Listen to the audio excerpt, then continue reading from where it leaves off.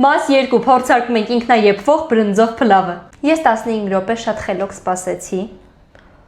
Արդյունքում մենք ունենք գարշահոտով բրնձով փլավ։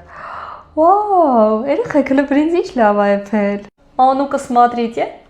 Այստեղ ունենք սուպչո, ոնց որ միսո սուպ լինի։ Եվ ունենք խարչո։ Եկեք առաջինը սկսենք բրինձից։ Ինչ որ տարօրինակ սիլիկոնից սարքած բրինձ է, բայց ինձ դուր է գալիս հələ որ։ Եկեք սուպչոից փորձենք։ Ժողովուրդ, սուպն էլ է շատ համով։ Մեջը սունտիկներ կա, ինձ թվում է այս փխլիկները ձույ է ու կանաչի, բայց ինքը իրանով բուլյոնը շատ համով է։ Եվ հաջորդը եկեք փորձենք այս կատվակերային զանգվածը։ Մի քիչ ես մեկը չեմ ուզում փորձեմ, բայց համով է։ Սենց ասեմ, նայեք, հիմա սենց բրինձը սուպչոյով կուտեմ։ Մի քիչ եմ, այս կատվիկերով։